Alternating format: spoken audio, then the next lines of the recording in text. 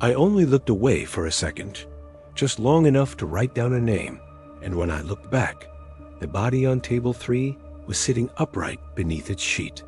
I worked the night shift in the basement of St. James Hospital, a small regional place with an even smaller morgue. It wasn't glamorous, but it paid well, and honestly, I preferred the quiet. I handled paperwork, transfers, and the occasional autopsy prep. Most nights were uneventful, cold, still, and silent, except for the low hum of the refrigeration units. That night started like any other. I clocked in at 11, grabbed a coffee that tasted faintly like bleach, and went downstairs. The morgue always has a distinct smell, sterile, metallic, and faintly sweet, like old flowers left to rot. We had 3 bodies that night. I remember their names clearly when I signed them in: Hughes, Marlowe, and Denton. Everything was in order. Around 2 a.m., I was finishing up some paperwork when I heard a soft thump. It came from one of the examination tables, the kind of solid, heavy noise you only hear when something shifts. I froze. It was probably just one of the drawer doors settling, I told myself. It happens all the time in rooms this cold. But then I heard it again, louder this time. A dull, dragging scrape of metal. The sound came from table 3. I turned very slowly. The sheet covering the body there, a man in his late 40s, car accident, was rising, just slightly. Not like trapped air, but as if something underneath was breathing. My body went rigid. My brain tried to find a logical reason: post-mortem twitch, gas movement, muscle spasm, but it was sitting up now. The curve of a head and shoulders clearly outlined under the thin white fabric. Jesus Christ, I whispered. The temperature in the room suddenly felt sharper, my breath fogging in front of me. I stepped closer, my shoes squeaking faintly on the tile. The shape under the sheet didn't move, but I could hear something. A faint, rasping sound. Not quite breathing, more like whispering. With a shaky hand, I reached out and pulled the sheet back. The body was lying flat, eyes closed, mouth slack, perfectly still. I let out a shaky laugh, but it died in my throat when I looked at the toe tag. The name on it wasn't Denton. It read B. Riley. I frowned. I knew that name.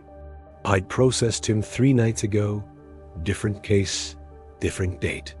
He'd already been picked up and logged out. I checked the clipboard on the counter. Sure enough, no Riley was listed for tonight. I looked at the next table. Hughes, still there. Then Marlowe, still there. So who the hell was under the sheet on table 3? I checked the refrigerated drawers next, pulling each one open just enough to read the tags inside. None matched the logbook. Every tag had a different name, people I didn't recognize, people who shouldn't have been here. The hum of the refrigeration units deepened, like the air itself was vibrating. I could hear faint knocking sounds now from inside the drawers. Soft, rhythmic. I dropped the clipboard. My breath hitched, shallow and panicked. Then, from the far corner of the room, the intercom crackled. Room 3, a voice said. It was flat, mechanical, barely human. Check the sheets. I stared at the speaker. The morgue intercom had been disconnected months ago. The light next to it wasn't even on. And yet, the voice came again, clearer this time, lower. Check the sheets. I didn't want to. I didn't want to move, but my body did it anyway. Table 1. I lifted the sheet. The body was gone. Just an empty table. Table 2, same thing. Nothing but a faint, wet handprint smeared on the steel surface. I turned toward table 3. The sheet was moving again, slowly, rhythmically, as though something underneath was rocking. I took a single step closer, and the sheet slid off by itself. The table was empty. The sound of metal scraping filled the room. Drawers sliding open one by one.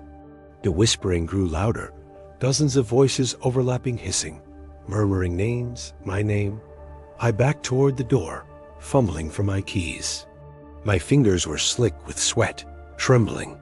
I dropped them, cursed, picked them up again when I heard it. Right behind me, a slow inhale. Hot breath on the back of my neck. I turned. Nothing. Just the outline of something faint in the reflection of the steel cabinet behind me tall. Featureless, draped in white. I bolted. The stairwell was freezing, but I didn't stop running until I burst into the hallway by the ER, nearly colliding with a nurse.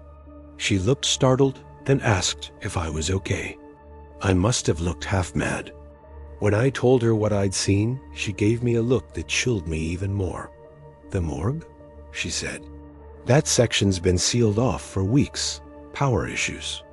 Nobody's supposed to be down there." I tried to argue I'd just been there. I'd signed in, but when she pulled up the access log, my name wasn't listed. No one had used their keycard to enter the morgue that night. The next morning, they sent maintenance to check the basement. They found the lights flickering, the equipment still humming, and the tables. All three were covered again, sheets neatly folded over what looked like bodies underneath. No names, no tags, just one clipboard resting on the counter. My name was written at the top. Under time of death, the space was blank.